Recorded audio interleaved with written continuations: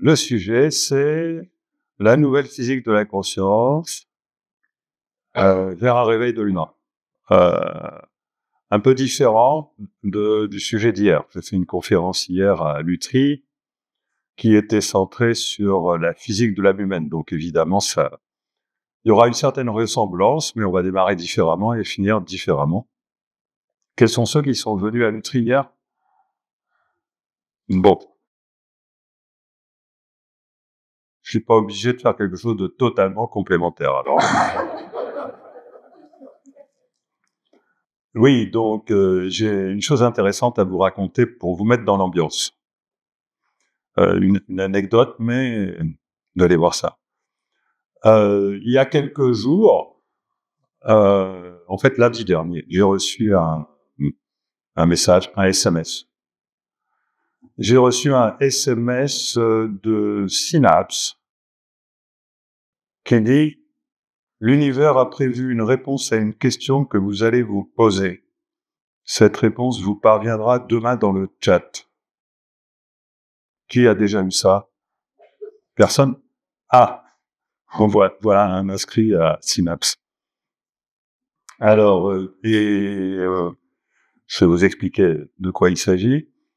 Et je reçois ça une fois tous les mois, on va dire en moyenne, mais là, j'avais pas reçu ce genre de message. Je suis inscrit à un site qui s'appelle Synapse, dont je suis co-auteur. Et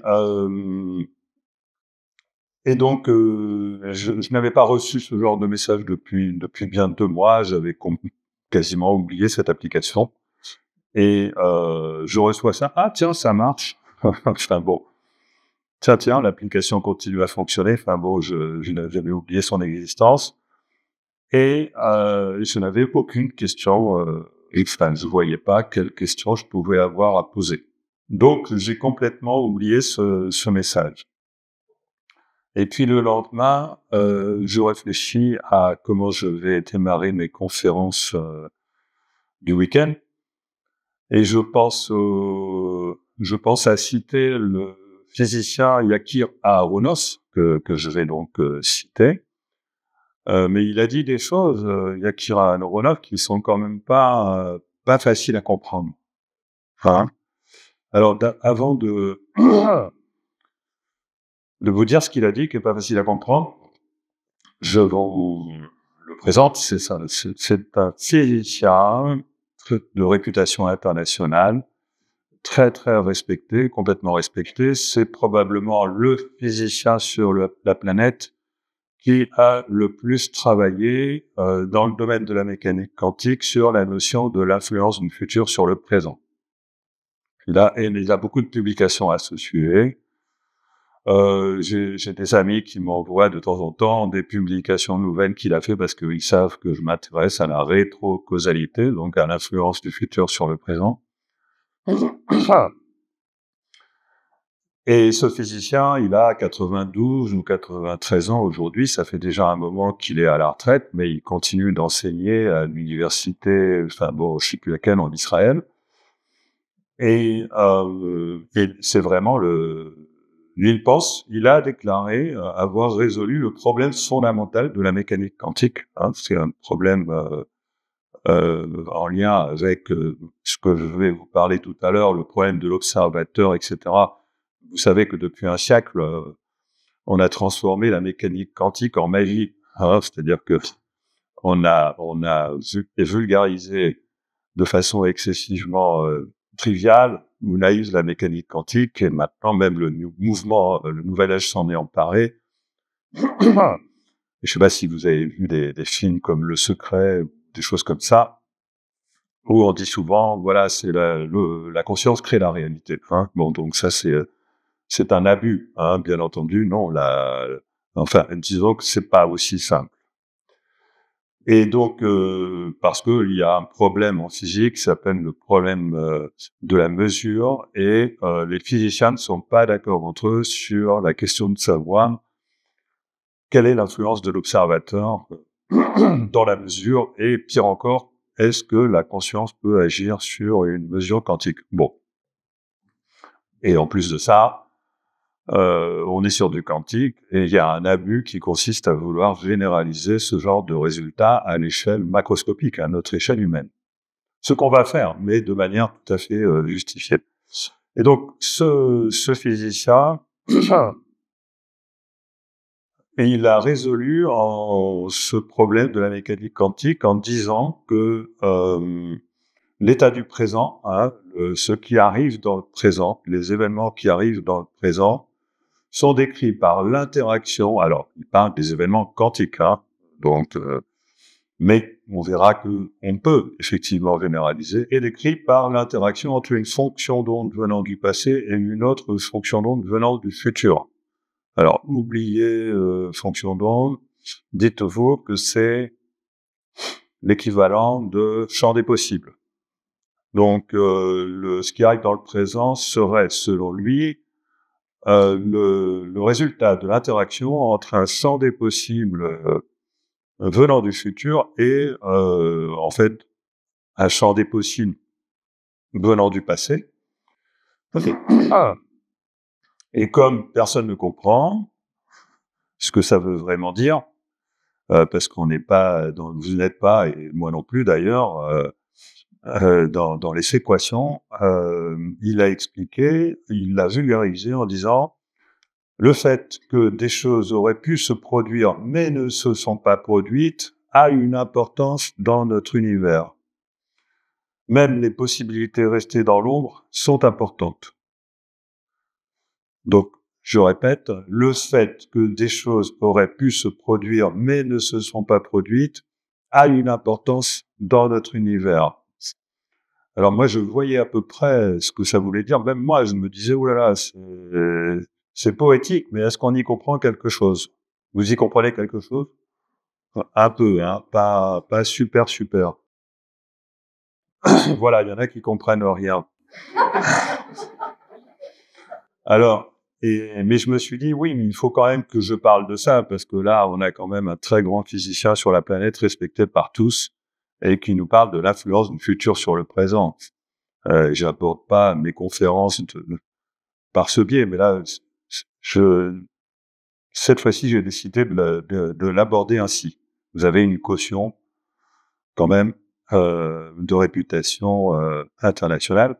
Et alors, je me suis dit, bon, ben oui, mais si je veux parler de ça, il faut que je trouve pour le public le moyen de bien le vulgariser. Il faut que je trouve un exemple. Comment je pourrais expliquer ça? Alors, j'ai demandé à une IA, hein, j'en ai demandé à 4 IA. D'ailleurs, j'ai demandé à Grok, à ChatGPT, à Perplexity et à DeepSeek. Et ils ont été à peu près tous d'accord pour dire que ça soulignait l'importance des potentialités et des chemins non réalisés dans le monde quantique.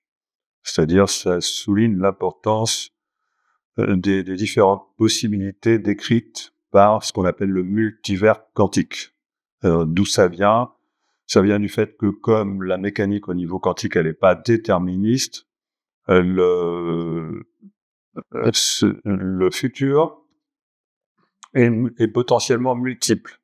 Le hasard gouverne apparemment l'arrivée du futur. Alors ça, c'est quand on croit pas que le futur existe déjà qu'on dit c'est le hasard. Hein?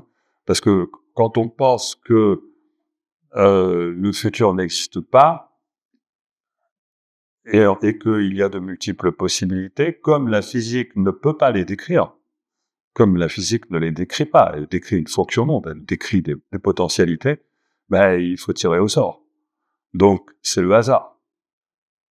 Comme vous le savez, parce que je crois que la majorité d'entre vous ne croit pas au hasard, sinon vous ne viendriez pas me voir, est-ce que je me trompe? La seule manière de résoudre le problème, c'est de pas faire appel au hasard, mais de faire appel au futur. Et moi, ce que je dis souvent, ce qui n'est pas déterminé par le passé est déterminé par le futur. C'est-à-dire, c'est à peu près ce que dit Aharonov.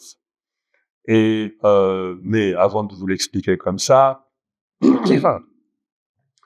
je voulais prendre pour coller le plus possible à ce que disait Aharonov, je voulais prendre l'exemple le plus pédagogique, le plus simple possible, c'est-à-dire de la manière la plus simple, c'est de limiter le futur à 2 possibilités. D'accord. Et ça pouvait rejoindre la théorie que j'explique habituellement, la théorie de l'influence du futur sur le présent tel que je la présente habituellement, qui consiste à dire, voilà, nous avions un ancien futur qui était programmé, et quelque chose s'est produit dans le futur, en lien avec la conscience, et ça a augmenté la probabilité d'un nouveau futur. Et donc, ces 2 possibilités, ancien futur et nouveau futur, sont devenues concurrentielles. Et donc voilà, donc j'avais dans l'idée d'expliquer ce genre de choses, mais j'avais un peu peur de pas être clair, parce qu'en plus la précédente conférence que j'avais fait à Lausanne il y a quelques mois, j'avais été épouvantablement pas clair. Parce que je voulais expliquer quelque chose qui concernait l'intelligence artificielle, donc ça m'a plongé dans le mental, et du coup j'ai perdu presque la totalité du public. Mais il y en a quand même qui ont compris, les gens, soi-disant, ils ressentent. Bon. Et donc je pose cette question, je pose cette question à ma compagne.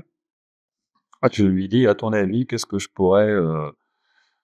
comment je pourrais expliquer ça? Je lui cite la phrase, je lui dis, le fait que des choses auraient pu se produire mais ne se sont pas produites a une importance dans notre univers. Je lui ai dit, comment je peux vulgariser ça?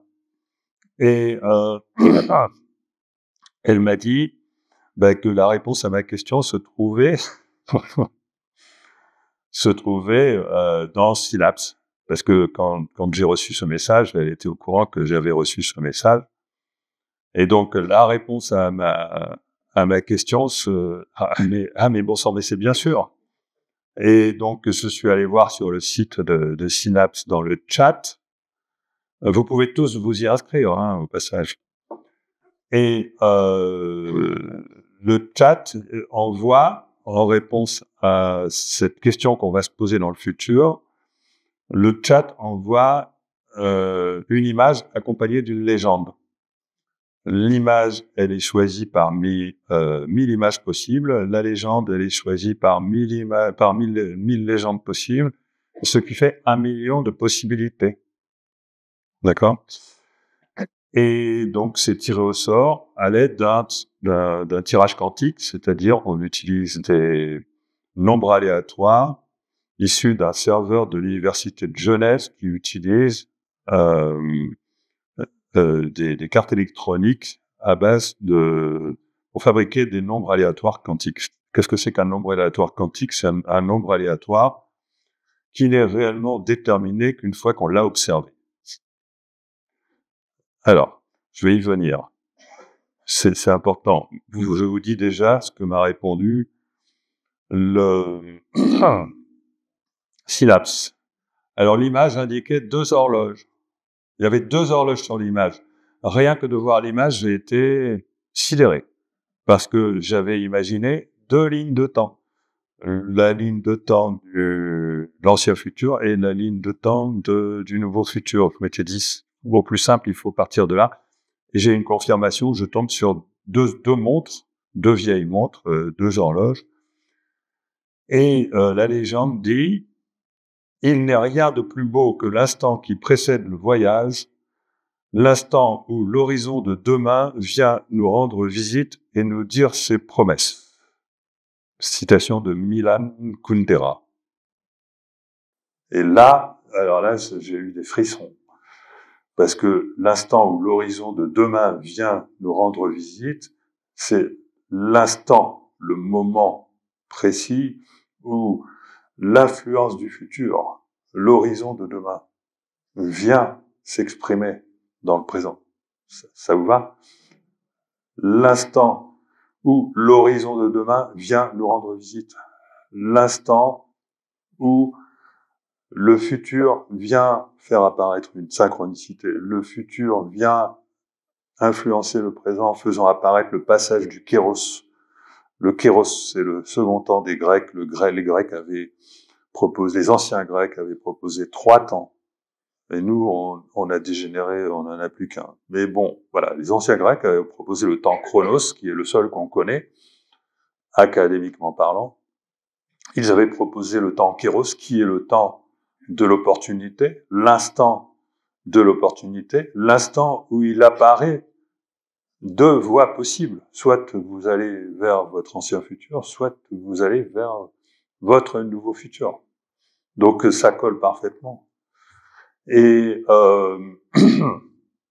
les Grecs avaient proposé aussi l'aion, mais on y reviendra également plus tard.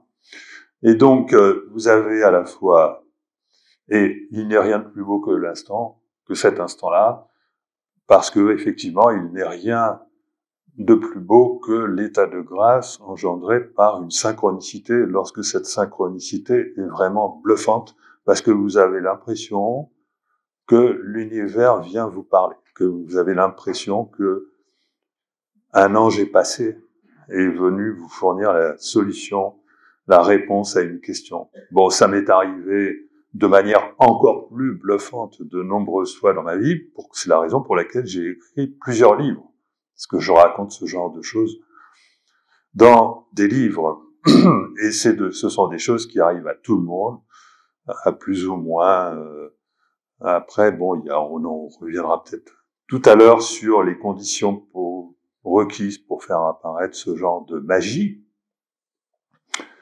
Mais donc, voilà, c'est une introduction à cette magie de la vie qu'est la physique de la conscience. Pourquoi ? Parce que la physique de la conscience, c'est la physique qui remplace le hasard par la conscience.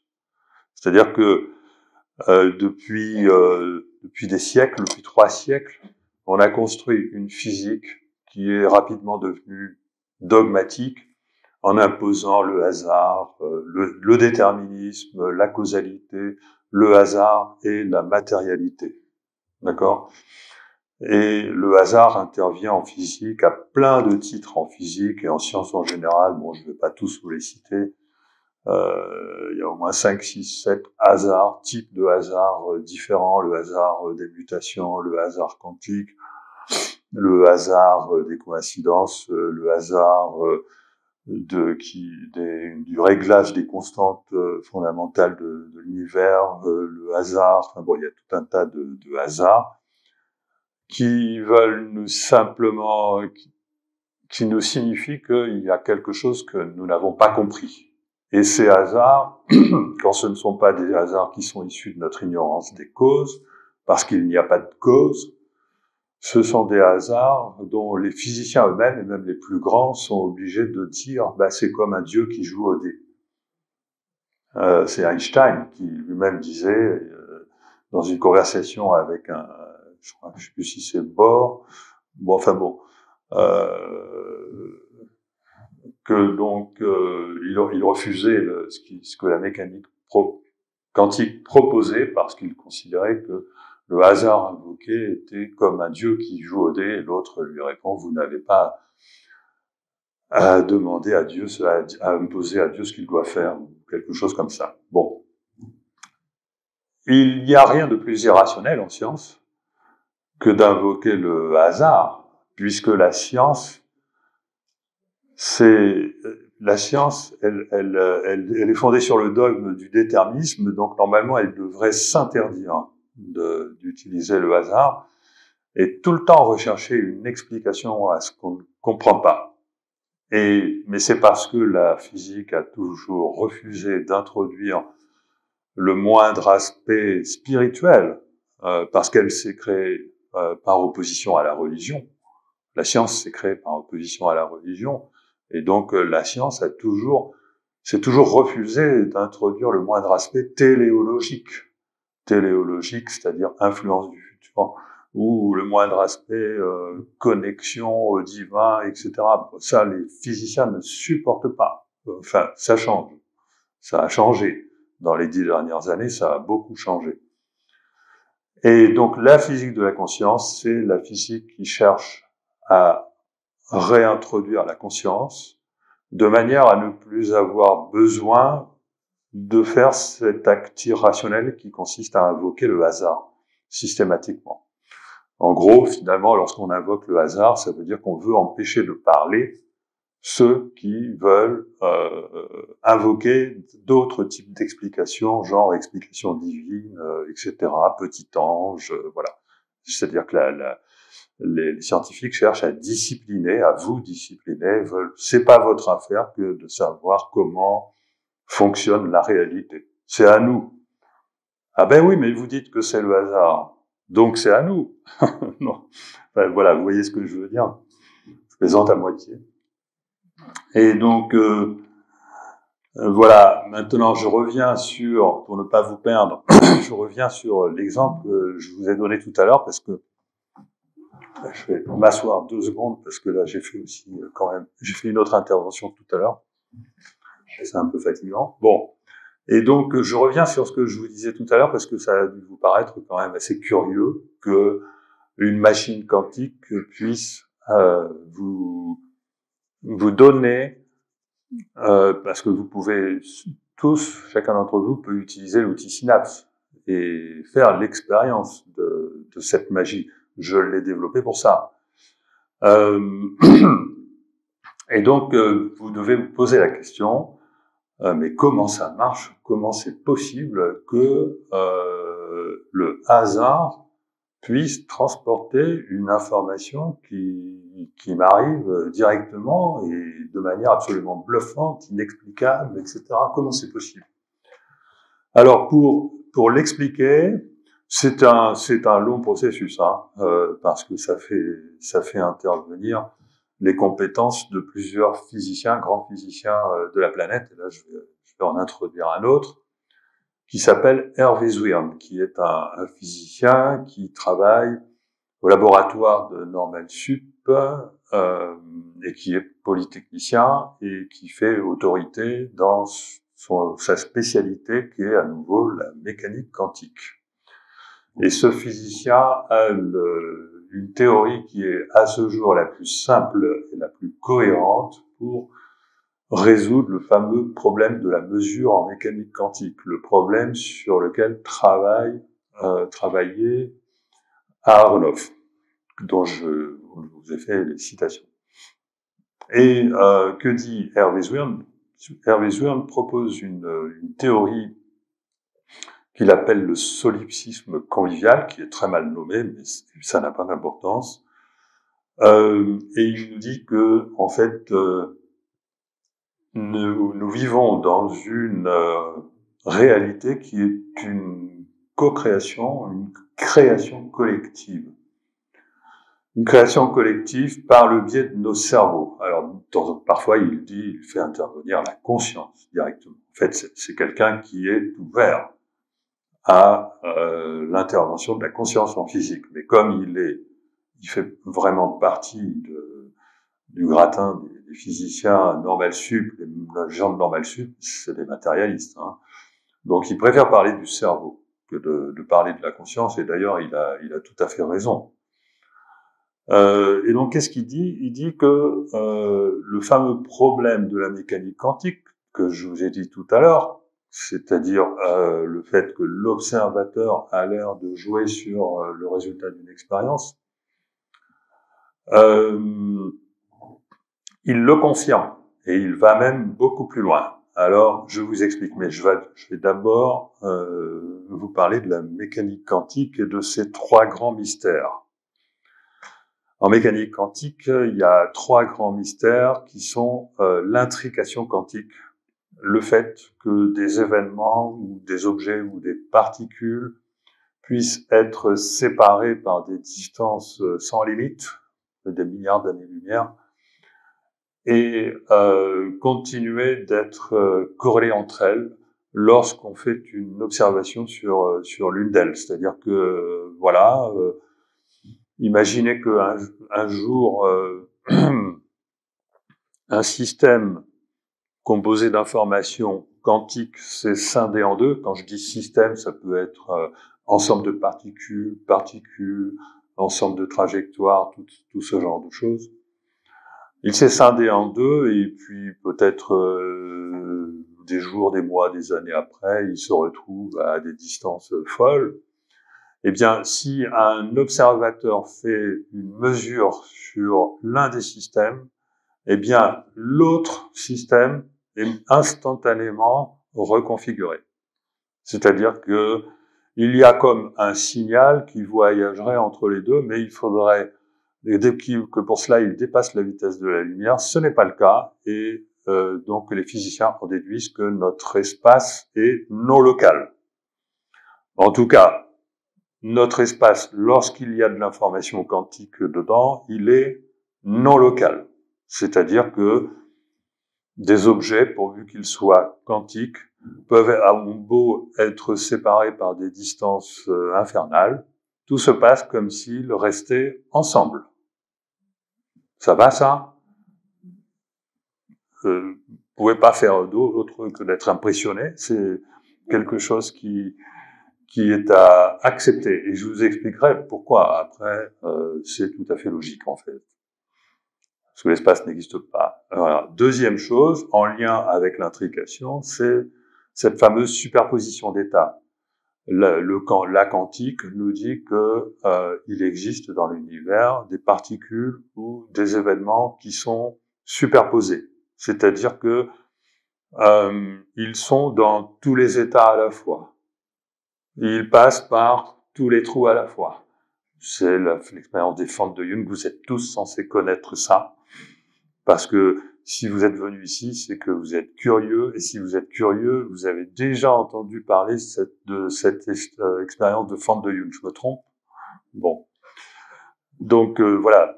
Le problème, c'est un physicien, normalement, quand il veut se faire comprendre, il est obligé de tout réexpliquer. Bon, mais ça, je suis obligé de le considérer comme connu. Troisième chose que normalement vous devriez connaître, parce que le New Age en a fait ses choux gras, c'est le fameux problème de l'observateur. C'est-à-dire que lorsque on observe un système, il apparaît une seule version possible de la réalité, et lorsqu'on n'observe pas, il y a toutes les versions simultanées, et ça crée deux choses différentes. Dans un cas, des interférences sur un écran, et qui signifie que le photon est passé par les deux trous à la fois, et dans l'autre cas, non, on est sûr qu'il est passé dans un seul trou. Et tout ça, ça dépend de l'observation. C'est-à-dire qu'en fait, le réel est quantique, mais le fait de l'observer le transforme en une réalité qui est classique, qui est ordinaire. C'est-à-dire que, et donc je vous propose de différencier le réel et la réalité. Le réel, c'est ce qui est objectif, sous-jacent, et la réalité, c'est ce qu'on perçoit. Et le fait de percevoir transforme le réel en réalité unique, le réel multiple en réalité unique. Et donc, Hervé Zwirn, tout le monde accepte son raisonnement, mais finalement, tout le monde cherche à minimiser les conséquences de son raisonnement, parce que ça a des conséquences qui sont totalement contre-intuitives. Je vous les explique. Revenons à mes images et à mes légendes, parce que j'utilise ça en atelier, durant mes ateliers. C'est-à-dire que j'utilise des tirages quantiques d'images et de légendes que je mets dans des enveloppes et que je fournis à des participants, que je mets dans des enveloppes, on va dire de manière automatique. Je sais même pas ce qu'il y a dans les enveloppes. Que dit Hervé Zwirn? Il dit que le moment où la mesure quantique elle a lieu, c'est-à-dire que le moment où la réalité multiple, donc tous les états possibles que peuvent prendre les nombres aléatoires, se transforment en un seul état, c'est pas dans le logiciel de l'ordinateur qui vient lire, qui vient faire le tirage quantique. Parce que là, il n'y a pas d'observateur. Et il dit pas seulement ça. Donc, comprenez, le logiciel, il fait appel au serveur de Genève, il récupère des nombres qui passent par des fibres ou par la 5G, n'importe quoi. Il transmet ça sous forme de numérique et ça va chercher sur le disque dur des images et des légendes. Et Hervé Zwern dit non, c'est pas encore à ce moment-là que la réalité apparaît. On est encore dans le réel multiple. Il dit c'est pas encore lorsque la feuille est imprimée. D'accord? C'est-à-dire que, et là, il s'en est suivi une dispute avec un autre physicien que vous pouvez trouver sur Internet. Je vous conseille de regarder ça. Vous tapez « c'est écrit sur une feuille de papier avec mon nom », vous allez trouver ça, je vous le conseille. Donc Hervé Zwern dit que même si c'est écrit sur une feuille de papier, c'est pas encore dans la réalité, on est encore dans le réel. Et donc moi ce que je fais, c'est que j'imprime des feuilles de papier qui ont 1 million de possibilités, je les mets dans des enveloppes sans les regarder, et je les distribue aux participants, et je dis à chaque participant, dans cette enveloppe, il y a 1 million de feuilles de papier. Tu en choisis une. Bon, il pense que je me fous de lui, bien sûr. Parce qu'il n'y a qu'une seule feuille de papier. Non, il y a réellement 1 million de feuilles de papier dans l'enveloppe. Bien sûr, il n'y a pas 1 million de feuilles de papier physiquement dans l'enveloppe, il n'y en a qu'une seule. Mais il y a il subsiste 1 million de possibilités d'écriture ou de dessin sur cette feuille de papier. Et ce n'est que lorsque vous ouvrez l'enveloppe et que vous décrivez vous découvrez ce qu'il y a dessus, que là, vous vous apercevez que il y en a qu'une, évidemment, et que là, en plus, et là, c'est moi qui le dis, c'est pas Hervé Zwern, que là, vous vous apercevez que c'est en corrélation avec votre état de conscience. Pas systématiquement. Il y a un travail préparatoire de mise en condition. Est-ce que ça vous choque? Combien sont choqués? Non, si, vous devriez être choqués. Shocking. Est-ce que vous êtes prêt à changer votre conception de la réalité en fonction de cette affaire? Est-ce que ça vous fait réfléchir? Ah oui, quand même. Bon. Parce que si vous racontez ça à d'autres amis qui sont pas venus voir ma conférence, ils vont tout de suite vous dire, mais Guillemot, il est complètement barré. Hein. Et ça, vous le savez, vous vous en doutez. Bon. Eh bien, je viens vous apprendre que non, c'est pas moi, je suis pas complètement barré. Enfin, si, vous pouvez le penser. Mais non, je vous affirme que c'est réel parce que je l'ai vérifié. Donc, ça part d'une théorie qui est la théorie la plus solide, finalement, sauf que elle n'est pas soutenue parce que le changement de conception de la réalité est tel que les physiciens veulent pas s'engager sur ce terrain-là. Mais pourtant, ils le doivent. C'est le chemin vers la spiritualité. Alors, et donc, on n'est pas obligé d'utiliser une feuille de papier. Comme je vous l'ai dit, j'ai développé un outil Synapse pour que chacun d'entre vous puisse gratuitement, sans être obligé, sans aller venir faire un stage, découvrir ce phénomène en vous inscrivant sur Synapse, hein, c'est 6naps.net. 6naps.net. Il y a 3 types d'expériences dedans. C'est un logiciel, c'est gratuit. C'est juste pour vous, je cherche pas à en faire la pub. Il n'y a pas de business là-dessous. C'est complètement gratuit. Et ça fournit d'autres services comme de la mise en lien locale. Ça parle aussi de la monnaie libre, etc. Je vous laisse découvrir ça par vous-même. C'est pas le sujet. Et donc, là, vous voyez que, alors, vous aimeriez savoir comment est-ce qu'on fait pour que la conscience ait une telle action sur la réalité. Et là, je regarde à mes notes parce que des fois, j'oublie des choses. Hein. J'oublie de dire des choses, donc là, je regarde. La question est de savoir comment, finalement, la conscience pourrait agir sur l'espace-temps. Et là, je vais faire appel à un grand philosophe enfin contemporain, qui s'appelle Bernardo Kastrup. Bernardo Kastrup, c'est un ancien ingénieur qui a travaillé au CERN, mais qui a plein d'autres à son actif, et qui a écrit plein de livres pour expliquer justement cette différence entre le réel et la réalité. Et notamment, il nous explique que la science fait une erreur en considérant par exemple que la conscience est le produit du cerveau, parce que il démontre réellement, hein, il démontre à l'intérieur d'une démarche qu'il appelle l'idéalisme analytique, que c'est une erreur grossière, c'est une erreur de logique, que de déduire des corrélations entre le cerveau et la conscience, le fait que la conscience serait créée par le cerveau. Voilà. Comme c'est une idée qui n'est pas encore tout à fait dans l'air, son raisonnement, il écrit tout un bouquin là-dessus, et je vais avoir du mal à vous le résumer en une phrase. Mais je vais quand même essayer, en disant que quand on pense que la conscience est produite par le cerveau, on fait une erreur qui est du type de la confusion entre la carte et le territoire. Voilà, c'est pas la seule confusion qu'on fait. On croit aussi que la carte est capable d'engendrer la conscience. Donc voilà, si vous voulez, je vous invite à lire son dernier livre qui s'appelle L'idéalisme analytique. En quelques mots, il est très facile à lire et il est très instructif. Voilà.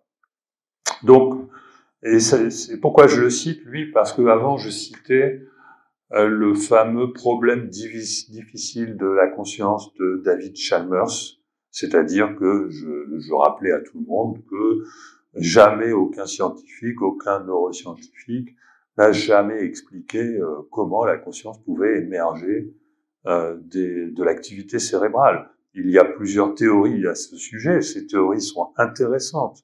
Elles nous apprennent des choses. Elles nous apprennent plein de choses sur la corrélation entre le cerveau et la conscience. Mais elles ne nous apprennent absolument rien, mais absolument zéro, sur le mécanisme qui engendrerait la conscience à partir du cerveau. C'est le fameux problème difficile. Par exemple, comment la longueur d'onde électromagnétique du rouge, qui fait, je sais pas, 0,6 nanomètres, un truc comme ça, ou micromètres, bon, enfin bon, se transforme en perception du rouge. C'est ça qui n'est pas compris. Et même comment le monde extérieur se transforme et ça j'y reviendrai, en image. Comment le monde extérieur se transforme en réalité d'espace-temps et de matière, ce n'est pas compris. Comment, voilà, et parce qu'en plus ce réel, il est quantique. Bon, mais il y a un autre physicien qui a cette fois-ci un prix Nobel, récemment nobelisé pour ses travaux sur les trous noirs, qui est considéré par beaucoup de physiciens français comme le plus grand physicien toujours vivant de la planète, c'est Roger Penrose, qui a écrit plusieurs livres, d'ailleurs, que je vous conseille. Roger Penrose est le père d'une théorie dite de la conscience quantique. C'est-à-dire qu'il relie la conscience à l'information quantique. Et à quel niveau est-ce qu'on trouve de l'information quantique? C'est quand on zoome dans l'infiniment petit, on en revient toujours au tout petit. Alors pourquoi est-ce qu'il faut aller chercher dans le tout petit pour découvrir que la vraie réalité fondamentale ne correspond pas, le réel fondamental ne correspond pas à la réalité apparente? C'est parce que quand vous arrivez dans le tout petit, eh bien, le tout petit reçoit beaucoup moins d'interactions du monde extérieur que quand vous êtes grand. Quand vous êtes un objet de taille importante, vous recevez des milliards de photons par seconde. Je sais pas exactement quel nombre, mais c'est de cet ordre-là. Si vous êtes tout petit, vous pouvez n'en recevoir aucun. Et c'est le fait de ne pas être relié électromagnétiquement à notre réalité qui fait que vous pouvez échapper à la réalité. Et là, vous découvrez la vraie nature, la vraie ontologie du réel qui est multiple. C'est-à-dire que le monde réel serait multiple. Je vais y revenir là-dessus. Quantique. Voilà, plutôt que de dire le quantique c'est le magique, non, dites le quantique c'est le multiple. C'est pas exactement ça, mais c'est une meilleure vulgarisation. Roger Penrose essaye d'expliquer l'action de la conscience dans le corps humain en disant que la conscience réduit les états quantiques dans le cerveau. Bon, il a été contesté pour différentes raisons qui s'avèrent de moins en moins bonnes, et aujourd'hui, sa théorie est en train d'acquérir des lettres de noblesse grâce à sa collaboration avec un neuroscientifique qui s'appelle Stuart Amroth. Ils ont fait des expériences en utilisant des anesthésiants pour montrer que l'anesthésie est corrélée à avec la réduction des états quantiques. On a une autre raison d'associer la conscience au quantique qui est, alors cette fois-ci c'est mon apport, et depuis qu'on sait que notre futur est déjà réalisé. Je suis en train de vous perdre un peu. Non, j'espère que non. Depuis qu'on sait que le futur est déjà réalisé, on ne peut plus, et qu'on a le droit de différencier la conscience du cerveau, c'est-à-dire ils sont corrélés, mais ils peuvent être de nature différente. Si on veut modéliser la conscience, indépendamment du cerveau, mais en conservant cette corrélation, on doit modéliser la conscience en disant que la conscience du temps présent a forcément une certaine épaisseur de temps. Quand le temps présent, c'est la conscience du temps présent, c'est je suis en train de vous voir, je perçois vos mouvements, je perçois vos mimiques, je perçois vos gestes. Ceci n'est pas possible si je suis inconscient. Ceci n'est pas possible si ma conscience a une épaisseur de temps de quelques dixièmes de seconde seulement. Si ma conscience a une épaisseur de temps de 1 seconde, je peux voir vos mouvements. Si ma conscience a une épaisseur de temps de 10 secondes, c'est-à-dire ce que je perçois dans l'instantané, ça dure 10 secondes, je vois plus vos mouvements. D'accord ? C'est-à-dire qu'il y a une fenêtre de temps qui correspond d'ailleurs à l'activité cérébrale, parce que vous savez que les fréquences cérébrales varient entre 0 quelque chose Hertz et 40 Hertz ou 80, en tenant compte de l'activité cérébrale aussi durant le sommeil. En tout cas, l'épaisseur de temps ordinaire de la conscience, ça dépasse pas en gros la seconde. Voilà. Et on peut à ce moment-là modéliser une vie entière en déplaçant une fenêtre de temps vers le futur. Futur déjà réalisé, même s'il change, hein, il est quand même déjà réalisé. Vous pouvez modéliser mathématiquement une vie entière en disant que la conscience, c'est une fenêtre de temps, une densité de temps qui se déplace vers le futur. Et la preuve, c'est que c'est ce qui permet de comprendre des phénomènes bizarres. Par exemple, si votre épaisseur de temps se réduit, alors du coup l'épaisseur de temps peut être variable, c'est-à-dire par exemple elle va être beaucoup plus grande quand vous faites de la méditation, et elle va être beaucoup plus faible lorsque vous traversez une ville en voiture que vous connaissez par cœur. Et est-ce que vous avez peut-être déjà vécu l'impression que quand vous êtes arrivé au boulot, vous étiez inconscient pendant votre trajet? Moi, ça m'est arrivé, je sais que ça arrive à beaucoup de gens. C'est parce que vous aviez tellement l'habitude de trajet que votre fenêtre de temps s'est fortement réduite. Et inversement, il y a des cas, surtout chez les sportifs, mais d'autres, hein, où par exemple la zone des sportifs, à force d'un entraînement intensif, il y a certains très très grands sportifs de très haut niveau qui sont capables, mais ils le maîtrisent pas. De temps en temps, il leur arrive de faire un geste magique et ils ont l'impression que le temps s'est arrêté, que ce qui arrive au ralenti. Björn Borg, par exemple, a décrit que à un moment donné, ça lui est arrivé que tout était son geste, il avait pu le faire totalement au ralenti et qu'il avait pu choisir la trajectoire parfaite pour faire son geste. Et que ce soit chez les tennisman ou chez les joueurs de foot ou chez les grands sportifs, ou même lorsque vous êtes très aventurier et que vous faites une erreur et qu'à un moment donné vous êtes proche de la mort, vous risquez de tomber. Eh bien là, vous pouvez vous mettre dans un état particulier. Après, vous êtes posé la question, est-ce que je veux mourir ou est-ce que je veux rester vivant? Et si vous décidez de rester vivant, c'est un peu comme si on vous offrait un ralenti pour que vous puissiez faire exactement les gestes qu'il faut de manière à pas mourir. Ça arrive aussi lors d'expériences qui ressemblent à des expériences de mort imminente parce que ça provoque carrément une sortie de corps. Et là, pareil, pendant un accident, la personne a le temps de se mettre en protection idéale pour ne rien subir du tout durant l'accident. Et tout ça s'explique par l'épaisseur de temps de la conscience.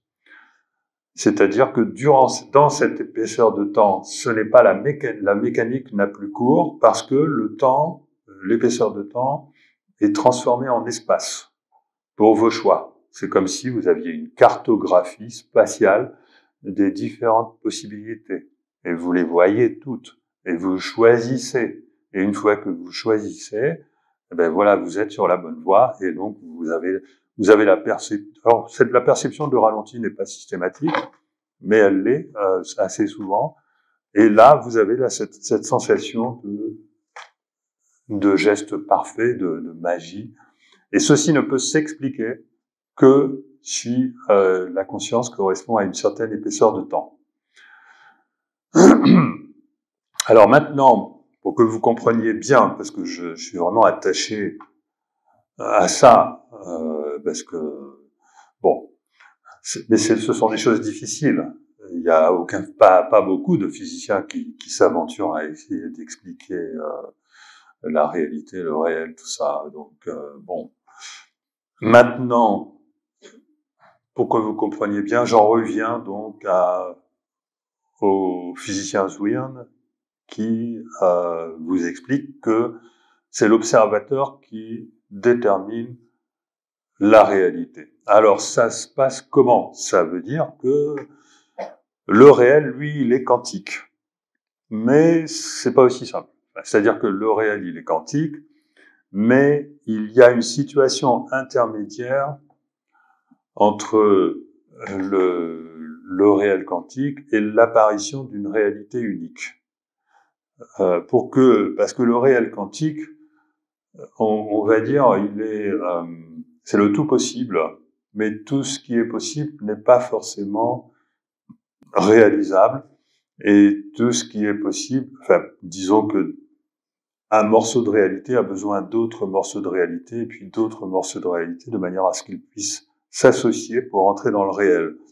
Donc tous ces morceaux de réalité, on appelle ça des archétypes, ont besoin de s'associer, on dit qu'ils sont intriqués, pour pouvoir fabriquer une nouvelle ligne de temps. Et ça se fait à travers ce qu'on appelle le mécanisme de décohérence en physique. Il n'y a pas beaucoup de physiciens qui s'aventurent à essayer d'expliquer le phénomène de décohérence. Bon, enfin, j'ose.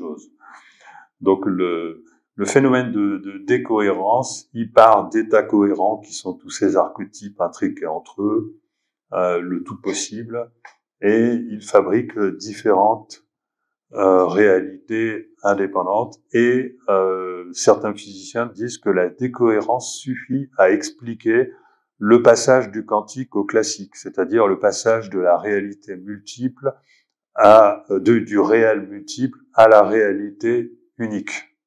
On appelle ça classique. Réalité unique, c'est la réalité classique. Le réel quantique, c'est le réel multiple, mais il y a un processus qui s'appelle le processus de décohérence qui permet de transformer, dans un premier temps, le réel quantique en un réel classique, mais qui n'est pas encore unique. C'est-à-dire qu'il subsiste différentes possibilités. C'est ça la grande...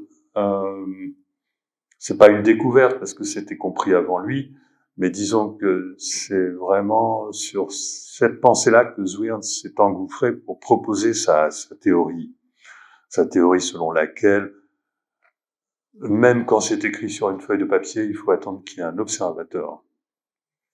Avant ça, c'est multiple. Et donc, il y a ce fameux processus de décohérence. Ça veut dire que, et pourquoi je vous parle de ça? Parce que ça vous explique que, et le processus de décohérence, il est fait par le cerveau. Hein, il est fait il est mécanique. Donc, lorsque le cerveau est intervenu, le réel est devenu unique. Avant que le cerveau intervienne, le réel est multiple. Ça veut dire que, puisque la conscience a une épaisseur de temps, la conscience a pris sur les différentes possibilités. C'est comme ça qu'elle peut faire des choix corrects pour vous éviter de mourir, pour voilà, tout ce genre de choses. Maintenant, donc, on a une conscience qui apparaît comme étant en avance dans le futur sur le cerveau, puisque le cerveau, avant le cerveau, le réel est unique, après le cerveau, dans le temps, le réel est multiple. Et la conscience, elle est logée là. Même si vous voulez mettre... allez, pour faire simple, disons que la conscience, c'est une fenêtre de temps qui est centrée sur le cerveau. Ça n'enlève pas le fait que la conscience peut voir dans le futur. La conscience peut être en avance sur le cerveau. Eh bien, il y a des expériences, il y a plein d'expériences. Je ne vais pas vous parler de la prémonition, mais il y a plein d'expériences scientifiques qui montrent que c'est vrai. Ce sont les expériences de Libet, le neuroscientifique Benjamin Libet, qui ça date déjà d'il y a 10 ou 20 ans, a démontré en laboratoire que lorsqu'on fait un choix conscient, ce choix est en retard sur le cerveau. C'est-à-dire que vous mettez la personne qui a expérimenté, vous lui mettez des électrodes pour savoir quelle est son activité électrique cérébrale, vous l'enregistrez et puis vous lui dites, donc elle a devant elle un écran avec des images, n'importe quoi, on peut imaginer tout ce qu'on veut, et à un moment donné, vous lui demandez de faire un choix, le A ou B ou je ne sais quoi, et vous lui demandez d'appuyer sur un bouton lorsqu'elle est consciente de faire son choix. Voilà, elle fait hop, elle a choisi, elle appuie immédiatement sur un bouton. Et vous vous apercevez que ce choix-là, donc la conscience du choix, est en retard d'une demi-seconde à voire des fois plusieurs secondes sur le cerveau. Ce qui a fait dire à plein de neuroscientifiques, bien sûr, qu'on ne pouvait pas avoir de libre arbitre, puisque le cerveau a fait le choix avant la conscience. C'est-à-dire que le choix a été fait inconsciemment et il est arrivé en retard à la conscience. Donc, on n'a pas de libre arbitre. S'ils ont conclu ça, c'est que c'est vrai parce qu'ils ont pris ce genre de précautions. Ils ont pris des précautions. Bien sûr, on pourrait toujours dire qu'il y a un retard entre la conscience Ils ont pris les précautions, c'était des expériences scientifiques, d'accord? Ils ont réellement démontré que la conscience était en retard sur le cerveau. D'accord? Et ils en ont conclu qu'il n'y avait pas de libre arbitre. Au point que Benjamin Libet, qui voulait démontrer le libre arbitre, il l'avait un peu dans l'os, on va dire. Mais en fait, il a dit non, mais le libre arbitre, il apparaît quand on annule une décision. Et il a réussi à démontrer que lorsqu'on annulait une décision, le processus s'inversait. Ce qui n'a pas satisfait tout le monde. On n'a pas envie d'avoir un libre arbitre qui ne s'exprime que lorsqu'on annule une décision, bien que ce soit pas complètement idiot. Je vous propose une interprétation complètement différente. Puisque la conscience est en avance, parce que ça, c'est une interprétation qui vaut dans l'ancien paradigme où on pensait que le temps était le créateur du futur à venir. Mais à partir du moment où on ne pense plus ça et que le futur est déjà là et que la conscience est en avance dans le futur, faites avancer le futur vers vous Donc là, vous avez fait ou aller vers le futur. Vous verrez que qu'est-ce qui arrive en premier? Bon, allez, faites venir le futur vers vous. Vous avez le cerveau, et puis au-dessus la conscience. Vous faites descendre tout ça pour faire venir le futur vers vous. Vous voyez que la conscience est en retard sur le cerveau. C'est-à-dire que le fait que la conscience soit en avance dans le futur, ce qui lui permet un libre arbitre, a pour conséquence le fait que la conscience est en retard sur le cerveau. Et donc, c'est une démonstration du libre arbitre. Une démonstration absolument majestueuse. Voilà. Et donc, en même temps, c'est une démonstration que le cerveau ne peut pas produire la conscience. Comment voulez-vous que le cerveau produise l'information qui se trouve dans le futur immédiat? Mais comme vous êtes sceptique, je vais vous donner d'autres explications.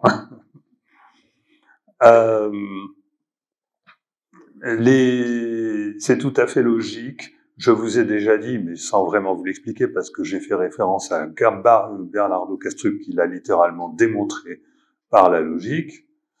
Je vais vous donner un autre type d'explication qui vient pas de ma propre réflexion quand même essentiellement, là aussi, mais pas que.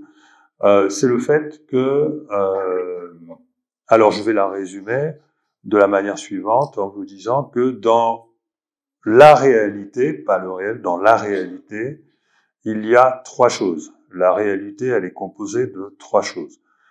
Elle est composée d'objets qui sont faits de matière. Chacun d'entre vous est un objet, la chaise, n'importe tout ce que vous voulez.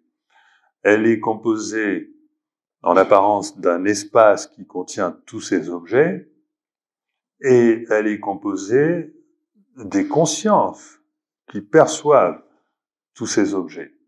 Voilà. Eh bien, je vous dis que il y a un truc en trop là-dedans. Est-ce que c'est pas révélateur? Il y a un truc en trop. Parce que à partir du moment où vous avez la conscience de tous ces objets, ça veut dire que votre conscience fabrique un espace. Et que vous n'avez pas besoin de l'espace physique. L'espace physique n'existe pas. C'est aussi ce que dit Kastrup. C'est-à-dire que vous n'avez pas besoin que l'espace soit réel. Vous avez besoin que l'espace soit une construction. Hein? Vous avez besoin que les objets existent, que ce soit les gens existent autour de vous, tout ça, ça existe. Mais vous n'avez pas besoin que l'espace existe puisque c'est votre conscience qui le reconstruit. Lorsque vous rêvez, il y a des objets dans vos rêves. Est-ce que vous avez besoin que l'espace de votre rêve existe? Non. Vous croyez qu'il est produit par votre cerveau? Même pas. C'est votre conscience. Votre conscience, c'est l'espace. Est-ce que vous saisissez le raisonnement? C'est important à méditer, ça. C'est important parce que c'est quelque chose qui est difficile à accepter. Tout comme je vous disais tout à l'heure, il est difficile d'accepter que ce qui est écrit sur la feuille de papier ne se révèle que lorsqu'on l'observe. Ça, c'est dur. Et ben, pareil. Il est difficile d'accepter que l'espace n'existe pas. Mais en réalité, l'espace n'existe pas. Et je vais vous donner une autre preuve de ça. C'est que les physiciens détruisent l'espace. Les physiciens essayent de s'attaquer au réel. Ils sont partis de l'apparence du réel, qui est la réalité. Donc la réalité est composée d'espace, de temps et de matière. Dans un premier temps, ils se sont aperçus que le temps n'existait pas, parce que il n'existe pas de présent. En physique, le présent n'a aucun sens.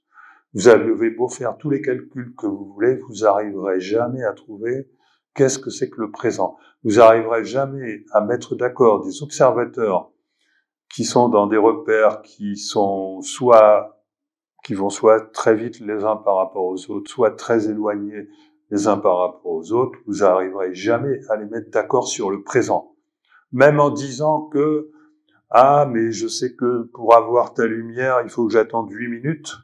Donc, moi, mon présent à moi, il est là. Toi, ton présent à toi, il faut que je retarde de 8 minutes, etc.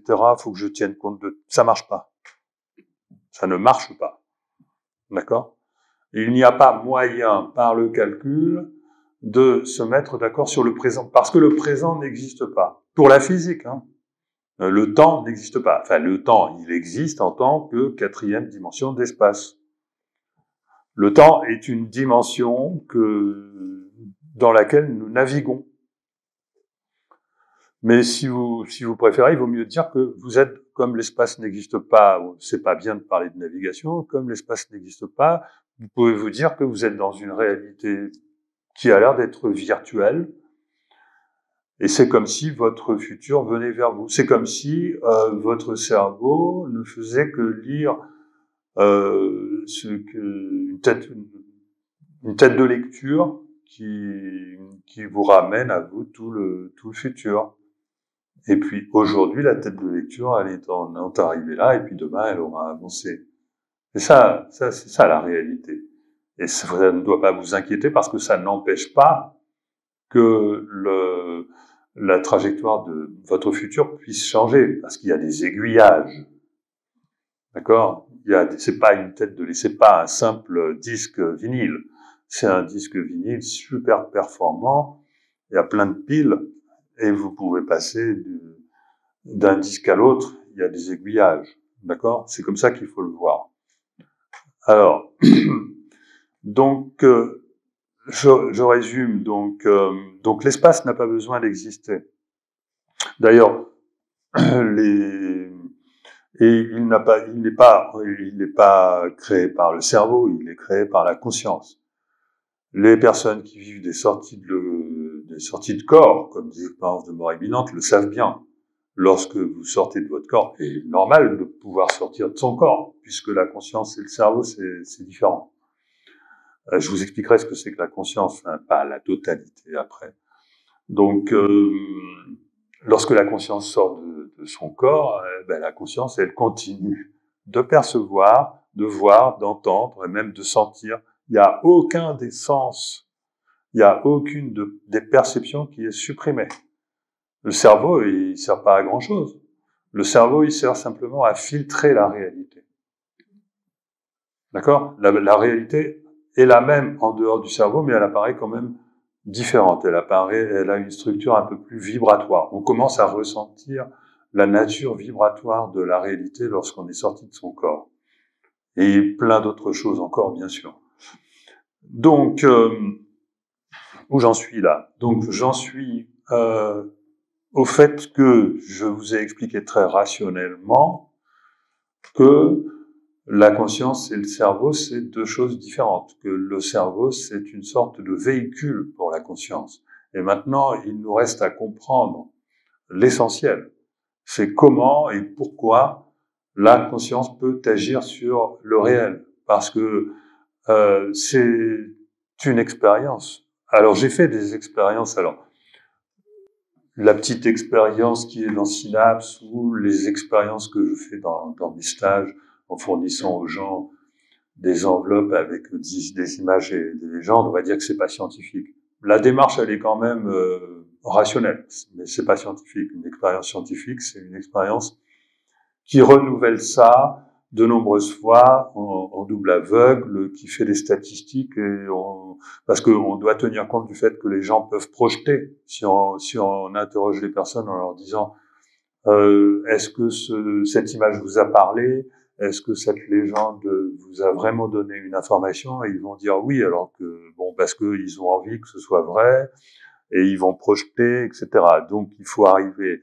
Et ça existe, hein, on peut faire des expériences scientifiques pour éliminer ce biais. Je les ai faites. J'ai fait ces expériences sur le web il y a très longtemps, en 2014 et 2018. À l'époque, j'utilisais des proverbes et des citations. Et ensuite, j'ai utilisé des légendes, des images. J'ai fait tous les calculs, j'ai fait toutes les statistiques. À une des deux expériences, il y avait 800 personnes. Et j'ai calculé des probabilités que les résultats soient dus au hasard qui défient toute concurrence. Bon, mais je ne me suis convaincu que moi.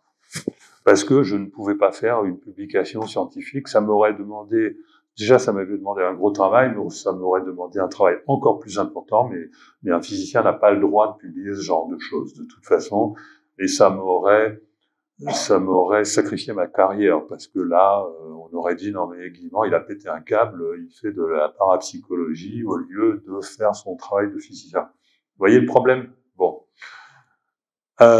Donc, officiellement, je n'ai rien démontré, mais en tout cas, je me suis prouvé à moi-même. Et j'ai eu les preuves déjà, avant de connaître le phénomène de synchronicité. J'ai vécu dans ma carrière la puissance de la foi et le fait que lorsque vous avez vraiment foi dans votre projet, vous arrivez à faire des miracles. J'ai vécu tout ce genre de choses. Et après, j'ai compris le phénomène de synchronicité et j'ai décidé d'apprendre à le déclencher. J'ai réussi à le déclencher. C'est pour ça qu'aujourd'hui, je fais des stages pour permettre aux autres de le déclencher. Donc j'ai accumulé, si vous voulez, une expérience très très très importante qui me permet de vous dire que je suis absolument certain à 100%, de pas être victime de la moindre projection lorsque je vous dis que la conscience peut avoir une action sur la réalité. D'accord? Bon, mais ça, vous n'êtes pas obligé de me faire confiance. Mon devoir est de vous donner les explications. Mon devoir est de vous donner les explications, alors je continue, parce que elles sont quand même pas évidentes. Donc, l'explication finale, si on peut dire, c'est bon, pour arriver à comprendre l'action de la conscience sur la réalité, donc déjà, on a compris que la conscience, elle s'identifie à l'espace. Or, qu'est-ce que c'est que l'espace? Ou est-ce qu'il y a de l'information dans l'espace qui pourrait correspondre à l'information de la conscience? Ben, dans un espace, il n'y a rien. Il n'y a pas d'objet. Ah, donc on est bien emmerdé. Eh ben non. Parce que, qu'est-ce que fait Roger Penrose, le père de la théorie de la conscience quantique? Lui, il trouve l'information quantique, l'information de la conscience, dans l'infiniment petit.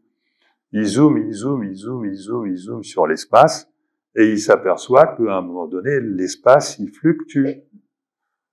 Mais pourquoi c'est possible? Comment c'est possible qu'un espace fluctue alors que l'espace, il est complètement vide? Parce que l'espace n'est pas de l'espace. Parce que l'espace, c'est la conscience. Et l'information de la conscience, elle est dans l'infiniment petit. L'information de la conscience, elle correspond à des vibrations infiniment petites qui sont de l'ordre de bon, peut-être pas si petites que ça, mais de l'ordre de la constante de Planck. Disons que d'une manière générale, on peut considérer que l'information de la conscience, c'est-à-dire de l'espace, est présente à une échelle qui est de l'ordre de 10 puissance moins 35 mètres. Ce qu'on appelle l'échelle de Planck. Bon, personnellement, je pense que ça peut monter même à 10 moins 16 et plus, ce qui pourrait expliquer certains phénomènes parapsychologiques absolument incroyables. Mais d'une manière générale, on peut considérer que la conscience, elle est présente à cette échelle, et à cette échelle, on ne peut pas parler d'espace, parce que l'espace n'est pas construit. Comme je vous ai expliqué, l'espace et le temps sont des constructions. Et d'ailleurs, il y a un physicien qui s'appelle, j'ai oublié de le dire, Carlo Rovelli, qui est le père d'une théorie de la gravité quantique. La gravité quantique, c'est les fluctuations de l'espace. C'est l'étude des fluctuations de l'espace dans l'infiniment petit. Et il nous dit que l'espace et le temps sont émergents. C'est-à-dire que ce que je vous dis, en vous disant que l'espace et le temps n'existent pas, c'est exactement la même chose. Il n'existe pas d'espace fondamental. Cet espace, c'est la conscience. Et l'information de la conscience, c'est ce qu'on appelle la gravité quantique, c'est-à-dire les fluctuations quantiques de l'espace. Ou que l'on peut aussi considérer comme les vibrations du vide, parce que comme on a compris que l'espace n'existe pas, on ne devrait pas utiliser le même mot pour parler de l'espace et pour parler du vide. Donc je vous propose de considérer maintenant que le vide et l'espace sont différents. L'espace est issu d'une construction collective. selon la théorie d'un grand physicien. Le vide est directement allié à la conscience.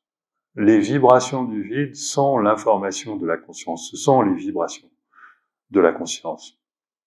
Et là, j'ai la clé de l'influence de la conscience sur le futur. Parce que j'ai passé des années et des années et des années de ma carrière au CNRS à faire des calculs de billard, complètement fous. J'ai fait des calculs de milliards de billard, poussés, hyper poussés, avec des algorithmes ultra rapides, pour arriver à quantifier ce qu'on appelle le multivers d'un billard. Bon, je vous passe les détails.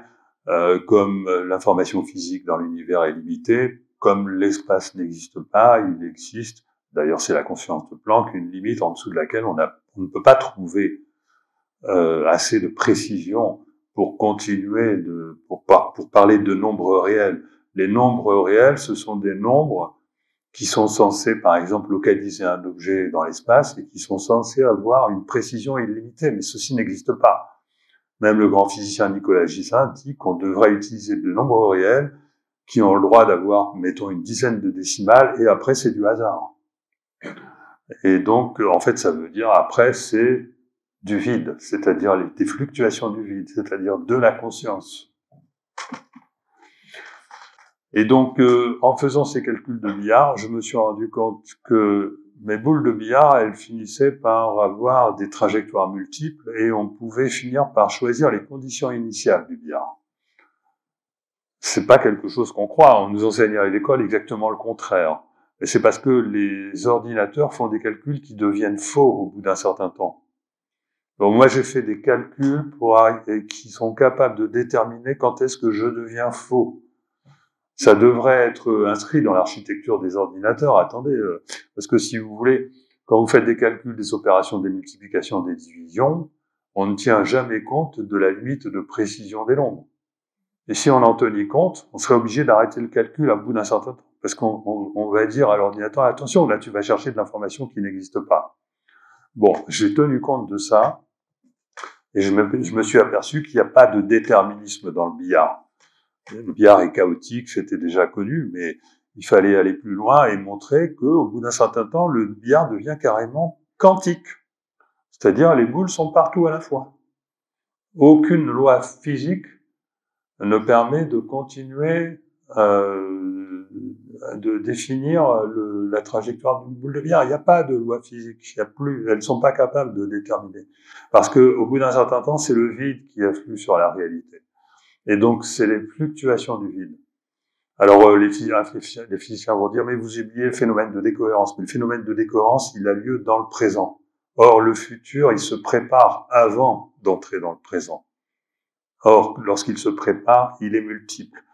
Et qu'est-ce qui influe sur, finalement, la trajectoire d'une boule de billard dans le futur? Ce sont les vibrations du vide, c'est-à-dire c'est la conscience.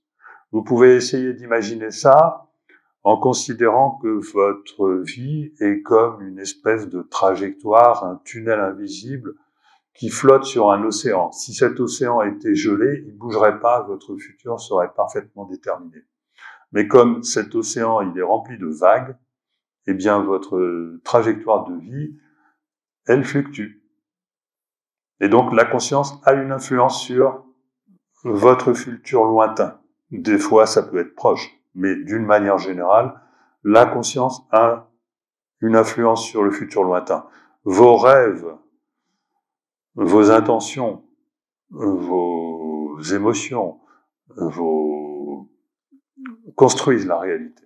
Vos émotions et vos pensées construisent, on va dire, des fragments de réalité potentielle dans le tout quantique du futur lointain.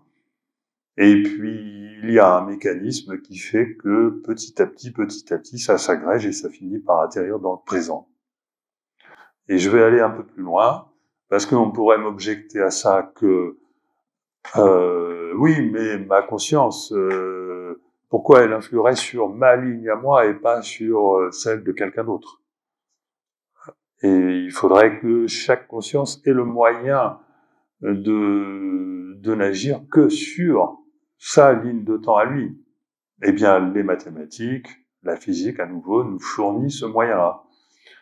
La théorie des cordes, qui n'est pas totalement vraie, mais là où elle est le plus fascinante et là où elle a une part de vérité, c'est dans le fait qu'elle est capable de retrouver tout le bestiaire des particules élémentaires simplement à l'aide de vibrations élémentaires. Et donc, et en plus, elle nous instruit de ceci qui est fondamental, c'est que notre univers n'est pas un univers unique, mais un univers multiple. La théorie des cordes, elle est déterministe, mais elle part pour déterminer un univers d'un certain type de vibration de l'espace. On appelle ça les vibrations de Calabi-Yau.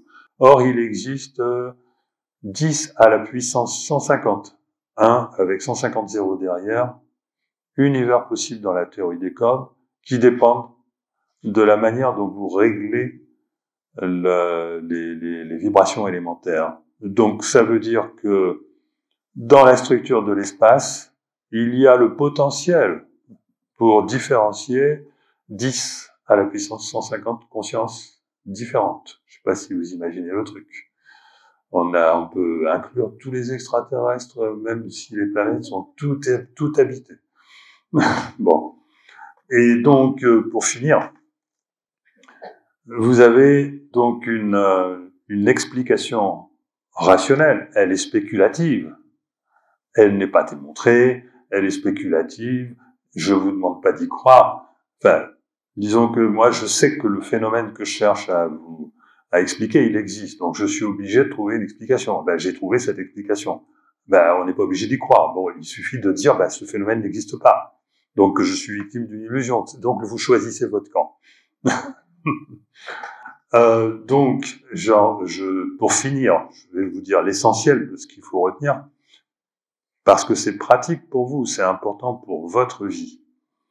Et que là, j'ai pas le temps de tout développer, j'ai pas le temps de développer les différents niveaux de la conscience, j'ai pas le temps de développer les aspects psychologiques, la différence et le soi et le moi, pourquoi nous avons une âme, etc. J'ai développé ça dans ma précédente conférence. Et donc, je vais vous résumer l'essentiel. C'est que de ce qui intervient dans la construction de votre futur, déjà comprendre que nous sommes d'une manière générale totalement conditionnés. Nous sommes conditionnés par notre cerveau, bien sûr, nous sommes conditionnés par nos croyances, nous sommes conditionnés par nos jugements, et nous sommes conditionnés par notre ego. La conscience, en plus, elle a vraiment ces trois aspects. Elle a un aspect énergétique qui est lié à ce qui est conscient, parce qu'il ne faut pas oublier que dans la conscience, il y a l'inconscient, il y a toute votre mémoire, vous savez ce que vous avez fait dans votre vie passée, mais ça ne ressurgit pas dans l'instant présent, mais ça correspond à une totalité qui est votre conscience. Et dans cette conscience, donc il y a la conscience du temps présent, qui correspond à l'ego. Il y a, c'est-à-dire à la face émergée de l'iceberg de la conscience. Il y a le mental, qui inclut tout l'inconscient et qui correspond à votre système de croyance. Et il y a l'émotionnel, qui aussi fonctionne avec tout son inconscient et qui induit votre système de jugement. Tout cela, ce sont des conditionnements.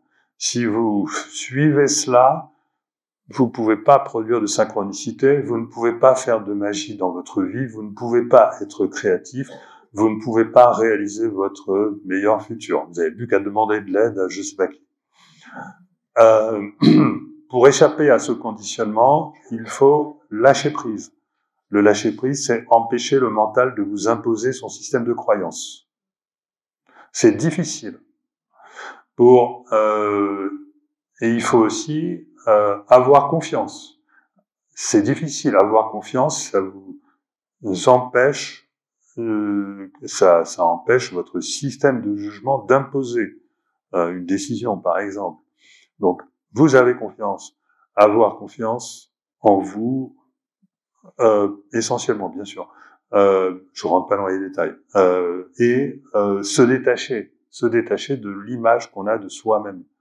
L'image qui est construite par l'ego ne correspond pas nécessairement à la réalité de qui vous êtes. Et en général, on la construit pour se protéger des sollicitations sociales, pour conserver une image sociale, etc. Et il faut s'en détacher. Donc si vous cultivez le détachement, le lâcher-prise et la confiance, là, automatiquement, vous allez solliciter, vous allez recevoir l'information sur qui vous êtes. Vous allez comprendre, vous allez sentir ce sera automatique. Hein, aucun mental ne doit intervenir dans cette affaire. Confiance, détachement, lâcher-prise fait arriver automatiquement, et aussi, je devrais aussi parler du déconditionnement physique, parce que c'est évident que si on est malade, c'est plus difficile. Ou si on a différents problèmes qui sont plus d'ordre physique, là aussi c'est difficile. Donc il y a 4 sources de conditionnement. La méditation peut vous permettre de vous débarrasser de beaucoup de conditionnements. Aller dans la nature, faire de la randonnée, peut vous permettre de vous débarrasser de beaucoup de conditionnements. Dans tous les cas, c'est pas immédiat. Ça peut être un long processus.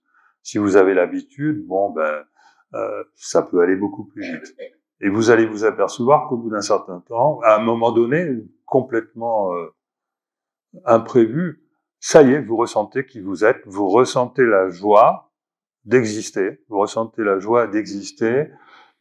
et en même temps que cette joie d'exister vous ramène une intention, vous ramène une idée de qui vous êtes, vous ramène une envie de réaliser quelque chose, vous ramène une envie d'être, de faire. Et vous n'arrivez pas à l'expliquer rationnellement, vous sentez que vous êtes cela.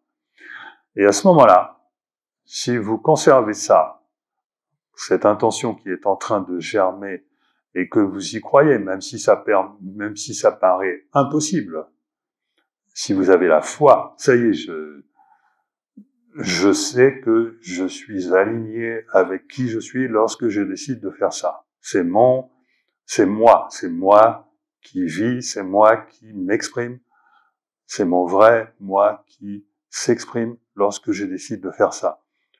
Ça a l'air d'être dangereux, mes amis vont me prendre pour, vous voyez, vous pouvez avoir des résistances, des obstacles, mais vous avez le ressenti de cette souveraineté intérieure. C'est cette souveraineté intérieure-là, avec la foi qui l'accompagne, qui est magique. C'est cette souveraineté intérieure-là qui crée votre meilleur futur, celui que vous avez intentionné. Voilà. Cela est validé par la signature de la joie. Voilà. Je pourrais aller plus loin en parlant aussi un peu de l'amour, mais c'est à peu près quelque chose qui est aussi de l'ordre de la joie. L'amour s'inscrit plus dans l'action, mais ce qu'il faut retenir de cette conférence et qui rejoint totalement la philosophie de Spinoza, c'est que c'est après, il ne s'agit pas de rechercher la joie. Si vous recherchez la joie par le mental, si vous recherchez la joie en oubliant que vous êtes conditionné, vous allez pas, ça va pas marcher. Vous risquez de vous leurrer, d'accord? Donc il s'agit vraiment, j'insiste beaucoup sur la nécessité du déconditionnement. Et ensuite, ça vient tout seul. Et après, si une intention de vous réaliser d'une certaine manière vous vient et qu'elle est validée par la joie, c'est la bonne. Voilà, je vous remercie.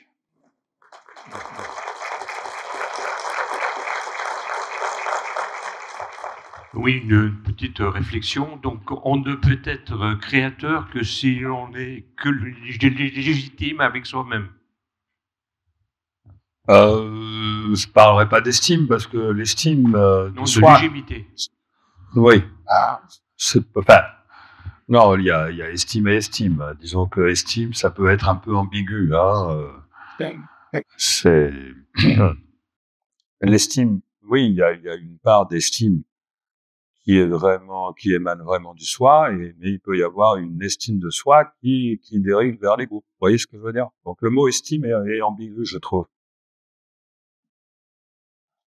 C'est pas parce que j'ai l'impression que le mot estime emprunte à une croyance du mental, alors que ce dont je parle, c'est quelque chose qui doit être fondamentalement ressenti et qui n'est pas lié à un jugement ou à une croyance.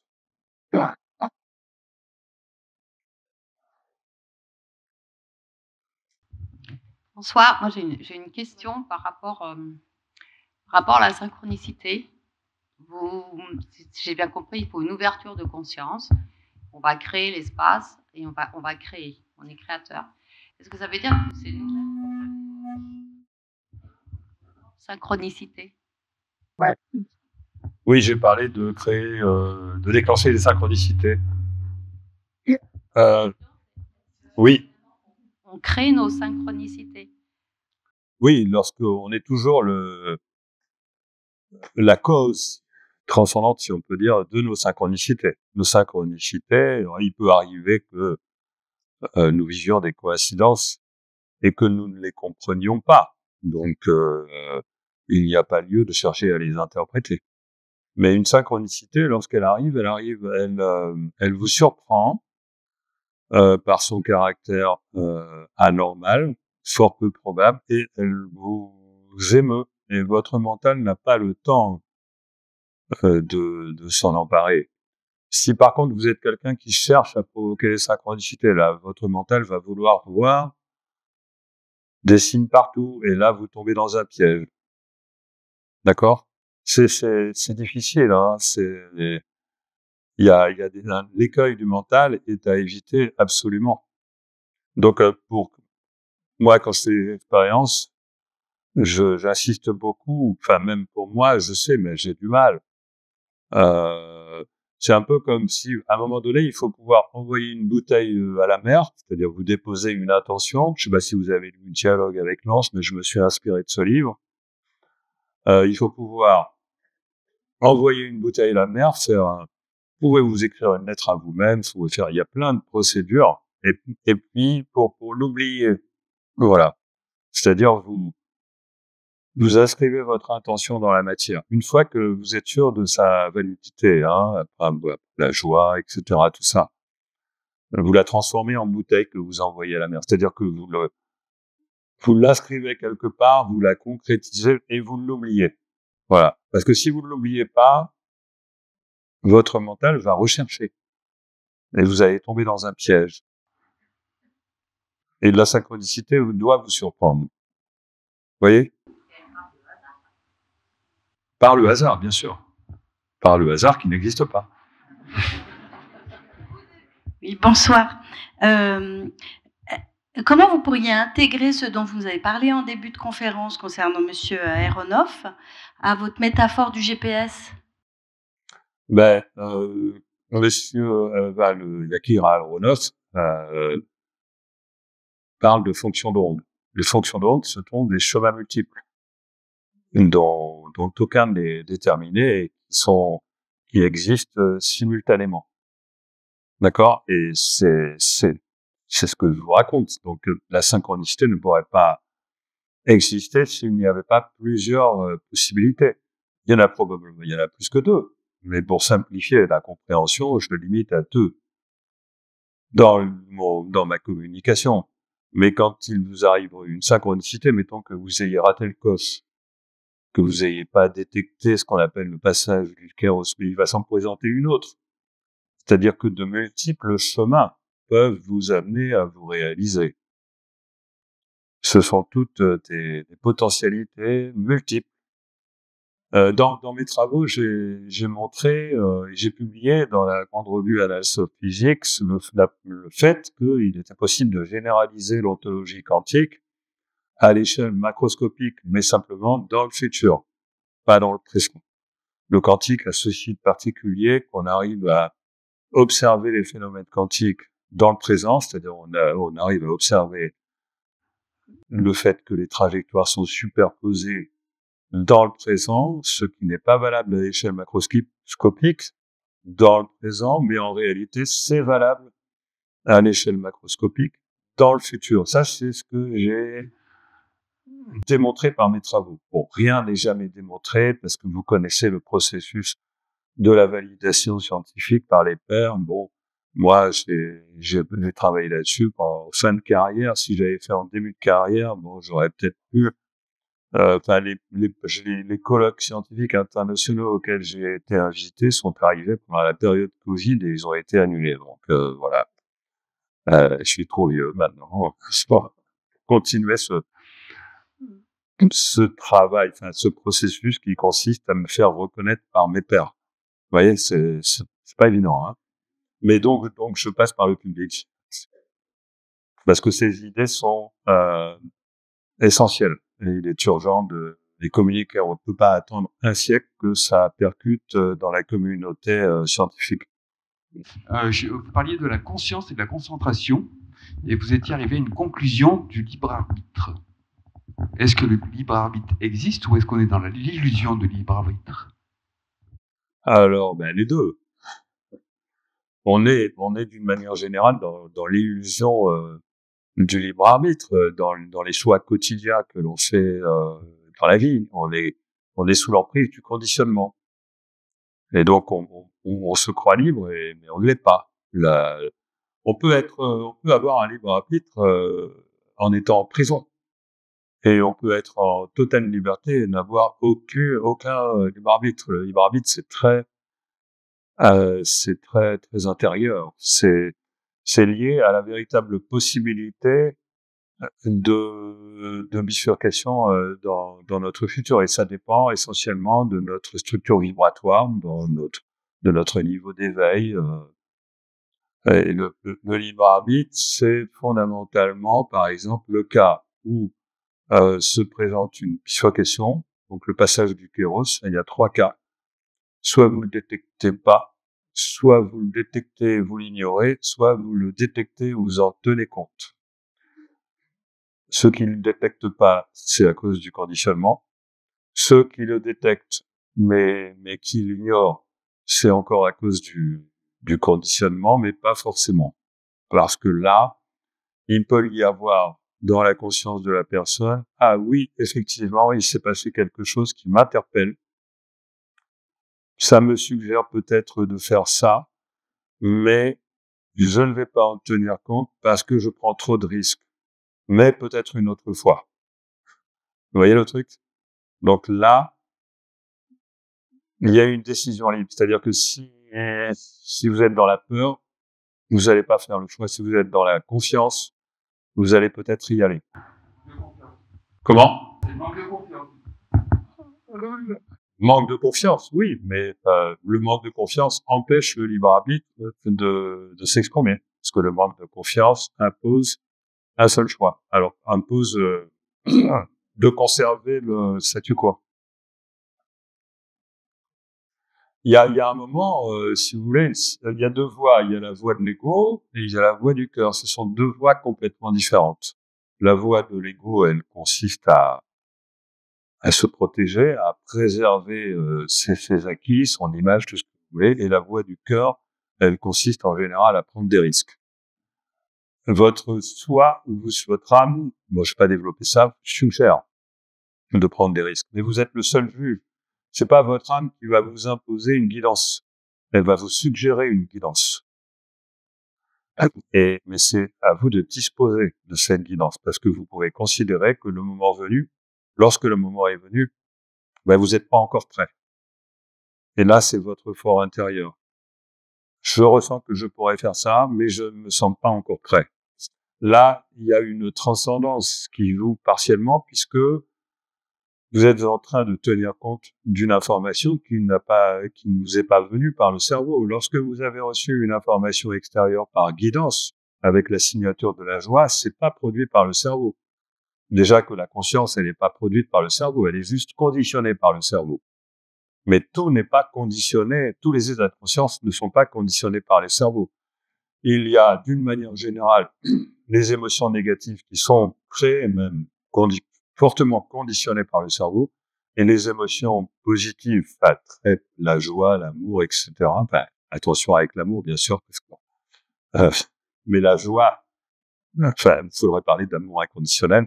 Ce sont des émotions transcendantes. Je rejoins Spinoza sur et il y a beaucoup de physiciens qui aiment la pensée de Spinoza, et donc il est tout à fait respectable d'avoir cette croyance, pourrait-on dire. Vous parliez de conditionnement, c'est intéressant. On peut aussi parler de domestication, de mon point de vue. C'est un peu plus sévère, mais voilà. J'étais très interrogatif par rapport à la notion de conscience que vous avez développée. Alors, j'ai bien compris la notion de conscience individuelle, mais quel lien peut-on faire avec la conscience collective? La conscience individuelle, la conscience collective agrège toutes les consciences individuelles. Imaginez une grande bulle qui agrège toutes les bulles de conscience individuelle. Il y a simplement, on peut imaginer un algorithme pour ça. Prenez les jeux vidéo, les jeunes qui sont complètement addicts des jeux vidéo en ligne. Et ils sont même capables de se greffer des instruments de réalité augmentée, et à ce moment-là, ils finissent par prendre la réalité qu'ils sont en train de construire collectivement en ligne pour plus réelle, en tout cas plus intéressante que leur réalité ordinaire. Oui, moi j'avais déjà une remarque. Vous avez dit que vous parliez de Hayon et vous n'avez pas fait, donc si vous pouvez dire quelques mots dessus. Et j'ai un autre point, c'est de dire que moi j'ai pratiqué ce que vous avez présenté aujourd'hui, en particulier le Kairos dans ma vie, et que ça a très bien fonctionné. Et donc, c'est pour ça d'ailleurs que je suis toujours très intéressée par tout ce que vous pouvez dire. Par contre, il y a une chose qui me gêne, sur laquelle je me pose une question, vous avez peut-être une réponse, c'est la notion d'intention. Ça me gêne parce que vous avez dit tout à l'heure que l'intention n'était pas mentale, et pour moi, il me semble qu'elle l'est, et vous ne prononcez jamais le mot désir. Donc ça, j'aimerais bien avoir un petit peu vos commentaires là-dessus. Oui, c'est une très bonne question. En fait, l'intention, c'est probablement le moteur du système de navigation qu'est la conscience. Puisque, alors, l'intention peut être conditionnée même en dehors du corps. L'intention est considérée et conditionnée y compris par l'âme, pourquoi pas, par l'expérience de l'âme. Même si on parle de multiples vies, il y a toujours un conditionnement. Mais il y a ce fameux libre arbitre qui fait qu'on peut quand même choisir sa destination. Imaginez ça hors du corps. Imaginez que vous n'avez pas la contrainte de votre corps, qui d'ailleurs vous oblige d'attendre des années et des années avant de réaliser votre objectif. Lorsque vous êtes en dehors de votre corps, si une intention germe en vous, vous vous retrouvez quasi instantanément dans l'environnement correspondant. Si vous avez l'intention de rencontrer votre père décédé, il va apparaître très rapidement. Vous voyez ce que je veux dire? Bon, je ne dis pas qu'il n'y a pas du conditionnement là-dedans, mais en tout cas, voilà ce dont je parle lorsque je parle d'intention. Et donc, vous voyez bien que l'intention, elle n'est pas liée au cerveau gauche. Par contre, la volonté l'est. Et donc, comme dans la vie, ce qu'on fait, ce qu'on réalise effectivement, c'est du ressort plutôt de la volonté, il faut qu'il y ait un alignement entre l'intention et la volonté. Parce que la volonté, elle résulte du système de commande, ou du système de contrôle qu'est le cerveau gauche. Le cerveau gauche, c'est le mental, c'est lui qui est le garant de notre ego, de notre équilibre, c'est notre mental, c'est le cerveau gauche. Et lui, il fait pas germer, il récupère, il transforme votre intention en volonté. Et c'est avec cette volonté-là qu'on réalise de grandes choses, à partir du moment où la volonté est alignée sur l'intention. L'intention, elle doit venir du cœur. Après, bon, il y a un problème de terminologie. si évidemment on considère que l'intention, elle est fabriquée par le mental, moi je dis oui, mais attention, là vous avez un mot plus adapté pour décrire l'intention du mental, c'est la volonté. L'intention, il faut lui laisser son lien avec le cerveau droit. L'intention, elle se capte. Vous voyez, pour qu'une intention soit authentique, elle se capte, elle est transcendante, l'intention. Alors que la volonté, elle peut parfaitement provenir du conditionnement, avoir été inventé par le cerveau.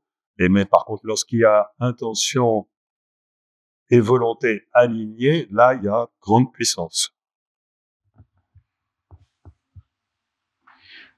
Vous avez parlé des 4 sens du temps chez les Grecs anciens. Vous avez notamment parlé du kairos. 3. Alors, pouvez-vous nous donner aussi le sens des 2 autres? Il y a 3 temps chez les Grecs. Il y a Chronos, Kairos et Aion. Donc, Chronos, c'est le temps ordinaire. Aion, c'est le temps de l'opportunité. Le moment où il y a une bifurcation et on peut changer son futur. Et Aion, c'est le temps du soi. C'est le temps de l'âme. C'est le désir de vous faire prendre un nouveau cycle. De transformer votre vie en une autre vie, de vous faire devenir quelqu'un d'autre, de vous faire réussir une mission, de vous faire apprendre quelque chose. Tout ça, ce sont des choses qui changent la vie, et donc ça correspond à un nouveau cycle. Si on prend au niveau collectif le destin de l'humanité, il a existé un ancien cycle, peut-être un ancien 21e siècle, où nous allions vers le transhumanisme. Je ne sais pas si ça a existé physiquement ou si ça a simplement existé virtuellement dans le futur, mais franchement, c'était une possibilité réelle. Et puis, il y a ce nouveau cycle vers lequel je considère aujourd'hui que nous allons véritablement. Et donc, pour passer d'un ancien cycle à un nouveau cycle, il faut beaucoup de kairos. Il faut beaucoup d'opportunités créative pour petit à petit aller de l'ancien vers le nouveau. Et donc voilà le sens de Aion. Le sens de Aion, correspond au désir de vous faire atteindre un nouveau cycle, un désir qui lui aussi doit se capter. C'est le soi d'ailleurs, on capte la vibration du soi. Quand on capte la vibration du soi et qu'on découvre le sens de sa vie, ça veut dire qu'on capte Aion. Kairos, c'est autre chose. Kairos, c'est l'opportunité. C'est-à-dire qu'il va falloir plusieurs Kairos pour vous permettre d'atteindre Aion.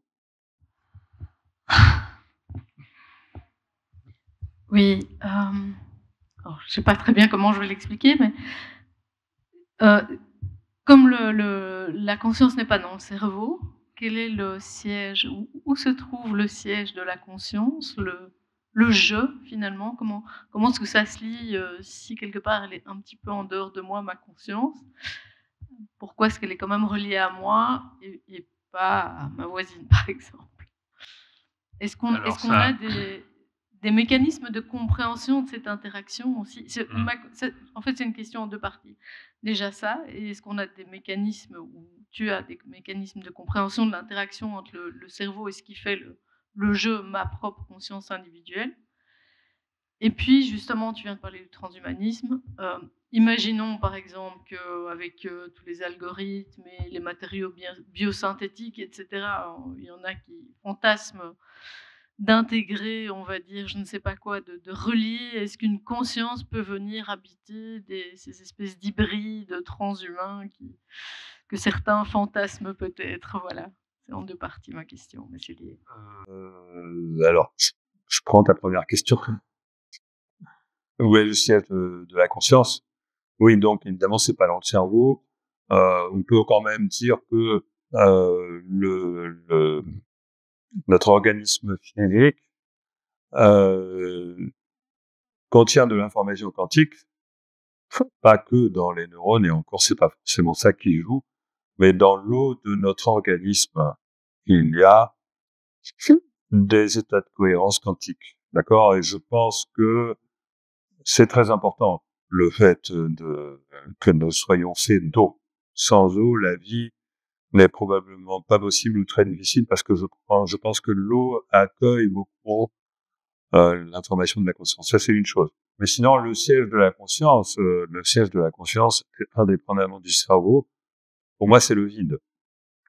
Alors, disons que c'est le plus simple. Bon, ben, où se trouve ma maison dans le vide? C'est ça, la question.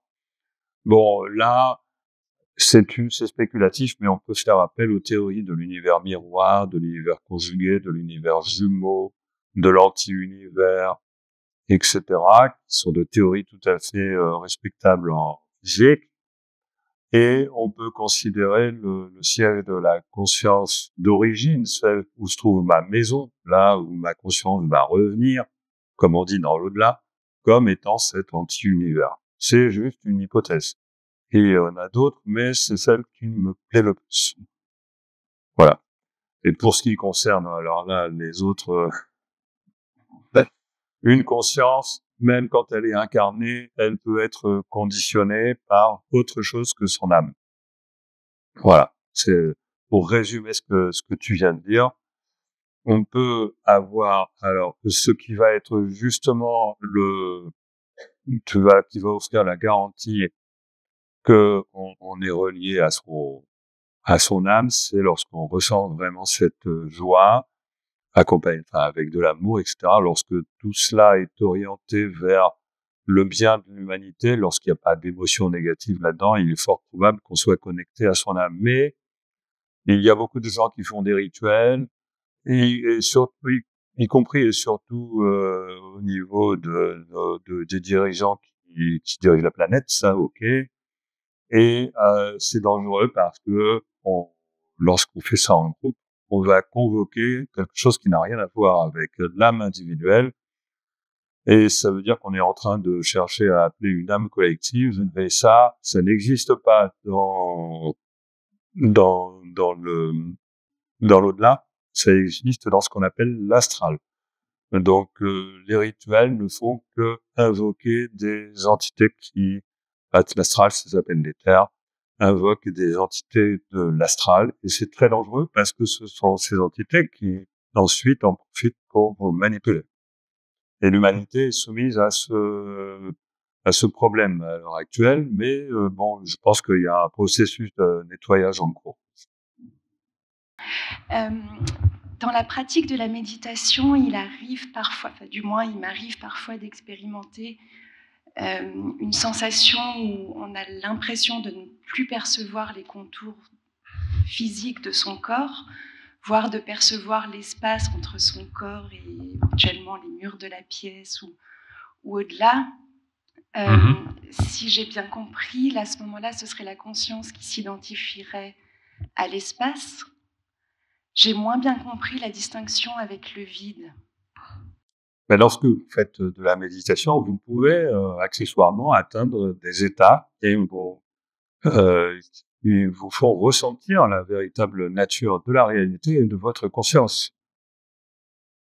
Un peu comme c'est un peu différent, mais un peu comme certains états qu'on ressent lorsqu'on sort de son corps, que j'ai pu lire dans des témoignages.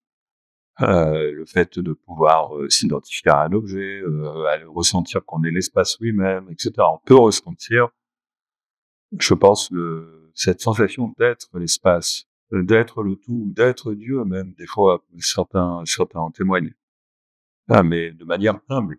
C'est-à-dire qu'il n'y a pas fondamentalement de différence entre nos consciences. Nous sommes tous la même conscience, d'une certaine manière, en train de créer la même réalité. Et si nous sommes différenciés, c'est uniquement parce que nous sommes des différentes fenêtres sur le réel avec une structure vibratoire unique qui nous permet d'agir de manière individuelle sur le réel. Mais ça n'empêche pas d'être connecté au tout. Lorsqu'on devient vraiment individuel, on se connecte au tout. Lorsqu'on devient vraiment individué, l'individuation, c'est le contraire de l'individualisme. L'individualisme, c'est la séparation d'avec le tout, d'avec les autres. L'individuation, lorsqu'on est vraiment conscient de qui on est relié au tout. On ne va jamais agir contre le tout, on va agir toujours pour le tout, pour la communauté, pour les autres. Bonjour. Ce que je voulais dire rejoint un petit peu ce que vous venez de dire. En fait, en ce qui concerne la conscience individuelle et puis la conscience collective, je pensais beaucoup au philosophe Leibniz, qui disait que nous sommes des monades, donc des êtres qui avons une entité, et en fait que nous sommes que nous communiquons pas d'une certaine façon directement, mais que nous sommes reliés, ce qu'il appelait Dieu, qui est en fait la conscience collective. Ça. Et donc en fait Michel Serres, il disait qu'en fait il prenait l'image, il disait en fait le web, il nous permet de comprendre ce que ça peut être. C'est-à-dire quand nous sommes, c'est une image sur un autre plan, mais quand nous sommes finalement chez nous sur notre ordinateur, nous communiquons avec d'autres par l'intermédiaire d'un médium, d'un média. Et donc, que en fait, pour que notre conscience collective, elle puisse justement être une véritable conscience, eh bien, elle est forcément en rapport vibratoire avec un tout beaucoup plus vaste. Bon, Leibniz s'appelait Dieu parce que c'était le langage de son époque, mais en fait, qu'on est relié par des vibrations. Et il me semble que le kairos, il ne peut exister que si on est en interaction. Parce que ce qui m'arrive, c'est forcément ce qui arrive aussi à d'autres au même moment. Oui. Oui, mais alors, je suis d'accord avec vous, je suis d'accord avec Leibniz, les monades, c'est très bon, comme, ouais, ce sont des références que, je suis OK avec ces références-là.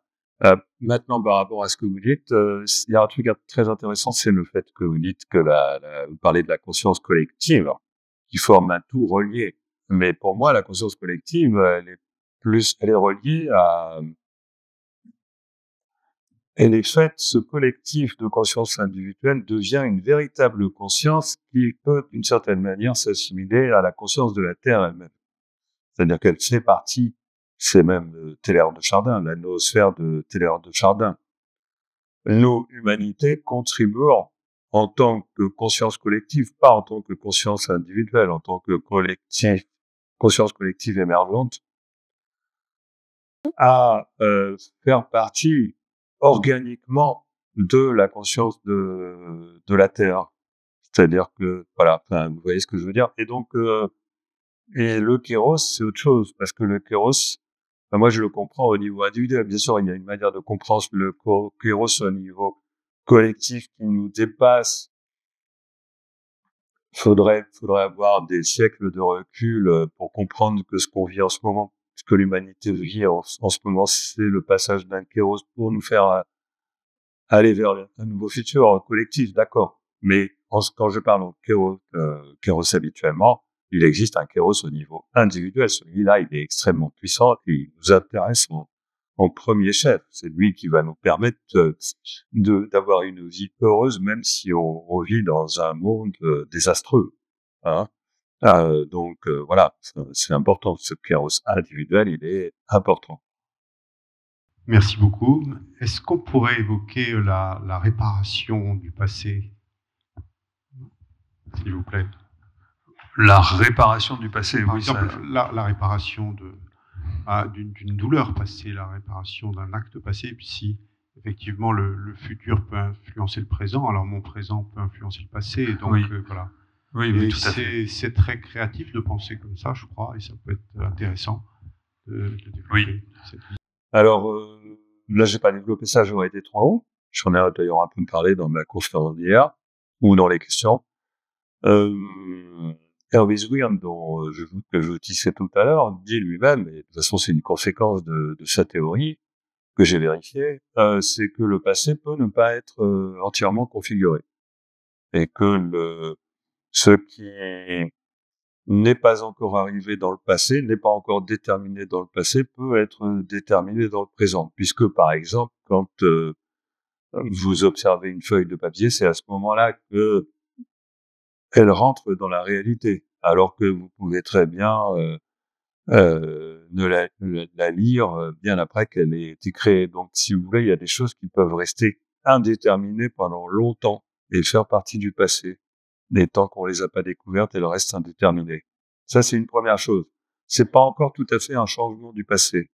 Mais si on rajoute à ça ce que je pense, c'est que le passé finit par perdre de l'information au fur et à mesure où il s'éloigne du présent, vous pourriez avoir un passé qui se déconfigure. Et donc, le passé déconfiguré peut être à nouveau reconfiguré. Et donc là, il y a un véritable changement du passé qui se produit. Et je pense que ça, c'est utile et fondamental, effectivement, de le comprendre. Vous avez eu raison de poser la question, parce que c'est une clé pour certaines thérapies. C'est-à-dire que, à condition que le passé puisse changer causalement, c'est-à-dire que la causalité ne soit pas opposée au changement du passé. Si par exemple un crime a eu lieu, ça va être difficile pour le passé d'empêcher que ce crime il ait eu lieu, parce qu'il a eu de très grosses répercussions. Ou alors peut-être qu'il va se transformer en accident avec le temps. Bon.